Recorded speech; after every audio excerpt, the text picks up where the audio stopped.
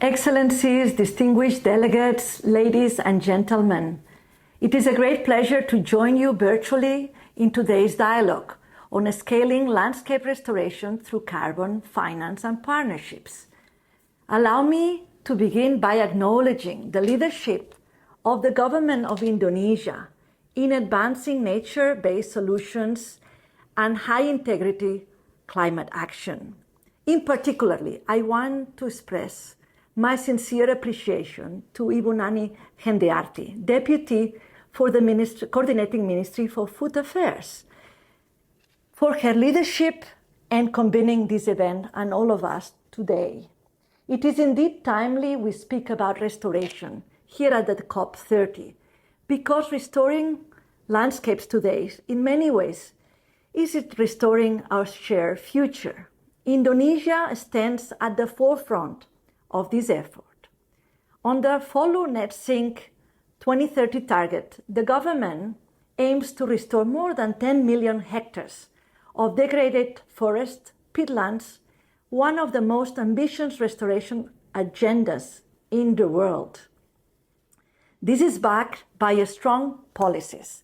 1, a national carbon pricing framework. 2, a transparent national registry. And 3, a greenhouse gas emission reduction certificate system to ensure that integrity of every carbon credit is generated. But beyond these frameworks lies something even more powerful, the belief that restoration is not only about carbon, it's about people. When we invest in forests, we invest in resilience, we invest in security, food security, dignity, and our shared future. Yet we all know that turning ambition into action is never easy. Too often the distance between political commitment and financial investment is wide. Investors want to help, but they still believe that nature-based solutions are too risky. They also think sometimes that the finances are not a return on investment for them, but for communities. How can we help in all of that? And I think here is the opportunity we have here today, is how we can shape investment opportunities differently, how we can come together, blend public and private finance, how we can develop instruments through blended finance, where we bring together these different sources of finance, but also guarantees, and we can have a more of a risk-sharing instrument. Partnerships, partnerships, partnerships is at the heart of this agenda.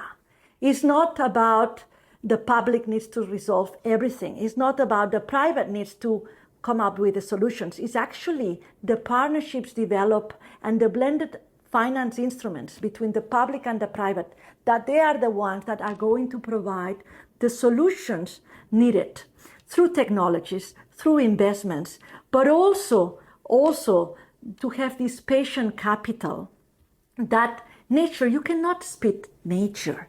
Nature takes its time. So investing in forests, investing in nature-based solutions, we need to understand that the returns may take longer, but the rewards also will be long-lasting.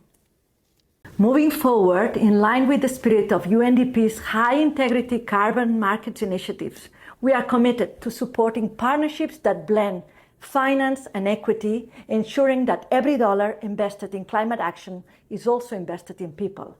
As we gather here at the COP30, let us remember every restored forest, every restored hectare of peatland, every mangrove regenerated is an act of hope. It is the proof that development and conservation can thrive together. If we can show that restoration delivers return for investors, resilience for communities, and real climate change, then larger capital will flow. And with this, the possibility of change at scale. UNDP stands ready to work alongside with the government of Indonesia, the private sector, the communities, and all of you to ensure that Indonesia's Follow Net Sink 2030 becomes not only a national milestone, but a global example of how ambition, partnership, and integrity can restore both land and life on this planet. Terima kasih banyak. Thank you very much. Obrigada.